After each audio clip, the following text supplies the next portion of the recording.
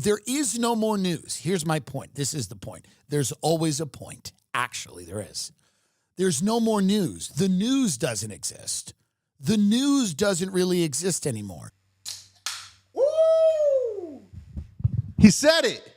Tim Dillon said it. Our podcast is taking off, everybody. Episode 88. It was officially declared. This moment moving forward. No news is officially no news. I don't think that I'll ever stop this show now that I know that Tim Dillon also understands that no news is news. I thought we were done when the news actually ended with the Tucker Carlson, Don Lemon night. I also thought that, doing this show without a second person would be hard. It's actually easier. Why am I trying to do this? Why am I trying to make a conversational political show with women? It's wrong answer. In a very quick minute, Tim Dillon is able to explain essentially what this show is in a nutshell since its inception. Everything is pretty accessible now. You can watch the speeches being given by a lot of the people that are making news. You can watch a war zone on your phone. White European ideals. I'm wondering exactly what they're talking about. They're not talking about Christian ideals. You can read about those in books too, right? Or Judeo-Christian ideals, which I talk about, right? Instead, they talk about white European ideals. I'm confused. What are white ideals? What do white ideals look like? France to the French, England to the English, America to the Americans, and Germany to the Germans. I don't want to know whose voice that is, but I know whose voice that is. I don't want to agree with that voice, but that sure as hell made a lot of sense. I don't know. It's almost like when you do mass immigration into a industrialized nation, they revolt. We are resolved to prevent the settlement in our country of a strange people which was capable of snatching for itself all the leading positions in the land and to oust it. Workers of all classes and of all nations, recognize your common enemy.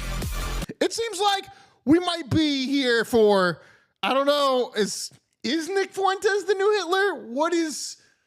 I don't think he has the leadership skills. JD Vance is definitely not. When you believe, somehow you will. Yes. As racist as it sounds, JD Vance having an Indian wife with the HB1 visa problem, it's a problem. Is he trying to score political points by, maneuvering himself away from non-American traditionalists and moving towards his Ohioans and the Midwesterners like me? Now you will.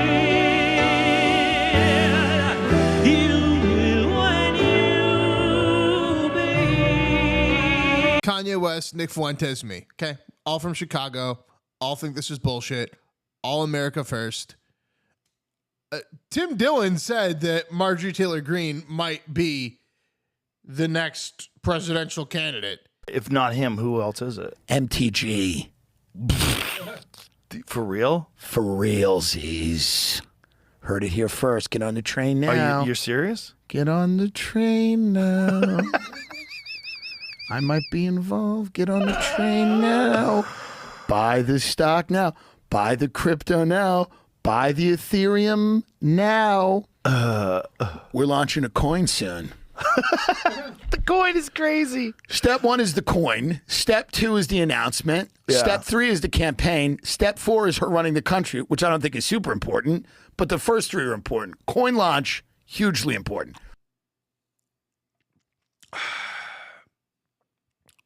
We're just going to revolt. Israel's literally destroying itself in the eyes of the world. I'm not even anti-Israel. This is just all out of control. Now they want to cleanse ethnically the entire area. Israel's taking it over. It's so disgusting. So Greta Thunberg is a horrible anti-human depopulationist Bill Gates puppet. And A, hope she's alive regardless as humanitarian, but B, Alex Jones, first humanitarian, but she was worthless to the globalists who play the dialectic both sides. If they killed her, they've turned her into a damn martyr. This is just horrible.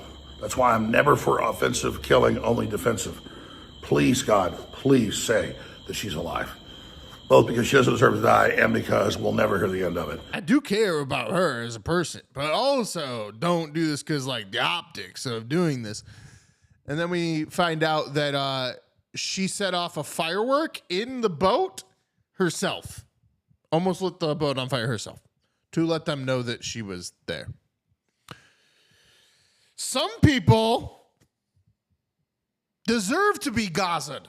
No, of course I didn't allege that, the Jews did it. I don't even know what that means. I think, in fact, saying things like that is a way to discredit real questions. Right. Okay, so if the Jews didn't do 9/11, then what are these real questions that would be discredited by saying that the Jews did 9/11? We know, Benjamin Netanyahu on camera right after said this is a good thing because it brings the United States into a conflict that we've been involved in on an existential level for decades. He said that out loud. I'm not guessing, you can pull the tape. We know that a group of Israeli art students, who clearly were not art students, clearly some of them were aligned with Israeli intelligence, were arrested and held for quite some time in the United States before being released without charges. And we know that a group of them, again, I'm quoting an FBI document here, not the internet, filmed the attacks on 9/11, and I'm quoting, seemed to have foreknowledge of those attacks. We're discrediting the questions that the Jews did 9/11 by saying that the Jews did 9/11. The Jews did 9/11. As in the Israeli state did 9/11. Are we trying to separate the two still? What are we doing here? That he is afraid of smart, informed, strong women. And, he thinks women are to be abused, to be grabbed by the pussy. How is this still happening? How did we...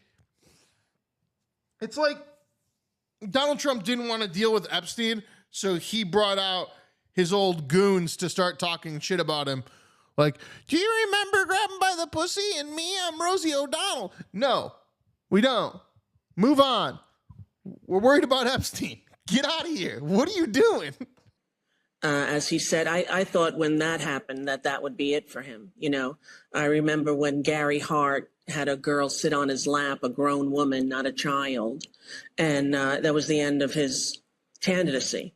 And here he is saying what he says and being who he is. And I think that strong women scare him and infuriate him.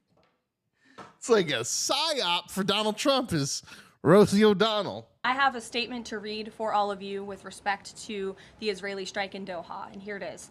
This morning, the Trump administration was notified by the United States military that as Israel was attacking Hamas, which very unfortunately was located in a section of Doha, the capital of Qatar. Unilaterally bombing inside Qatar, a sovereign nation and close ally of the United States that is working very hard and bravely taking risks with us to broker peace, does not advance Israel or America's goals. Lovely statement.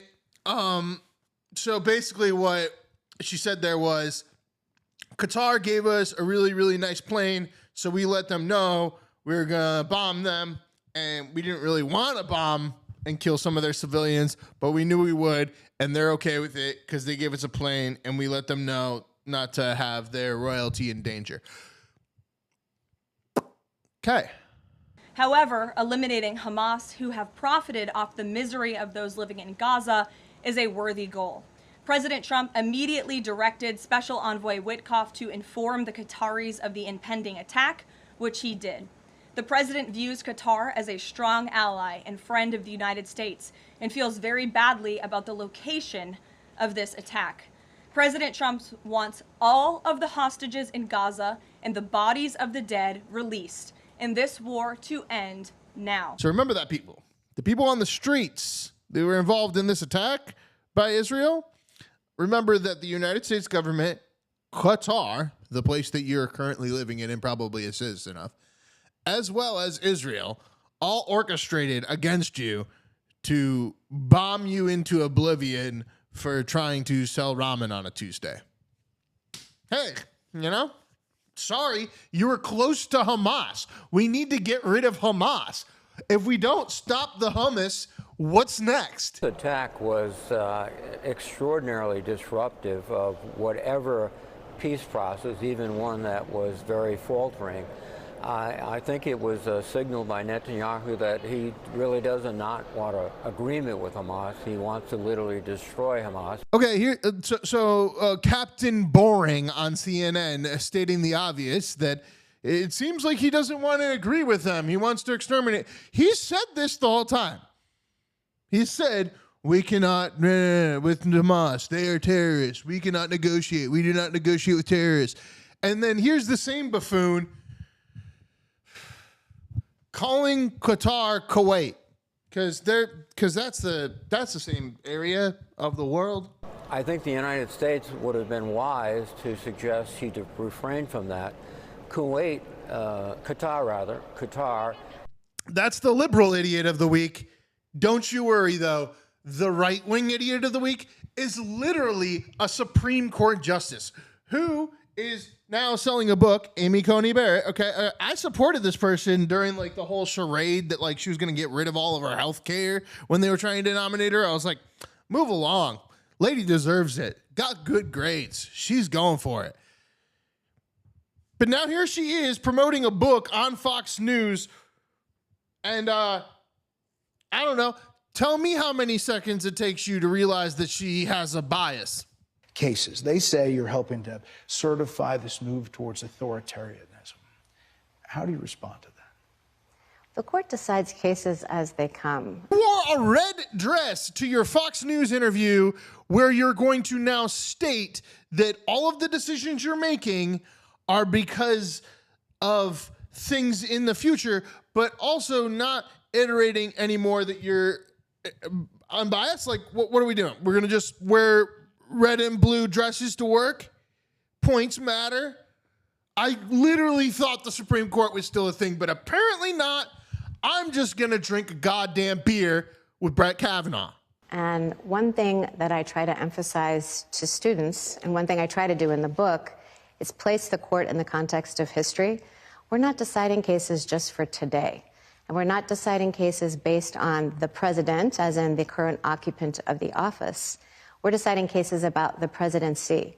So we're taking each case and we're looking at the question of presidential power as it comes. And the cases that we decide today are going to matter 4 presidencies from now, 6 presidencies from now, and so on. Each of these cases that we're getting, some of them overlap, but many present different constitutional issues. That's the news this week, people, or today, or whatever the hell this is. I don't know. The Boo Boo Nation video doing well, but I'm trying to get you guys to like watch shit or whatever. Tell me if you think this is funny. Is this what you want?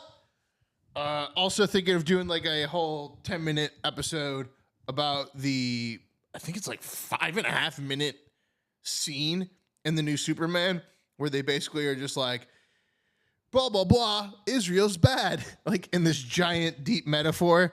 And it's just like, it's so woke and such nonsense. But at the same time, we're anti-Israel. And last night I was watching World War Z and they're like, wow, Israel, you're just going to let people in? Yeah, the more that we let in, the less we have to do. Stop it. Stop it. You're bombing people in Kuwait. I mean, Qatar. I mean, fucking China. I don't know. CNN.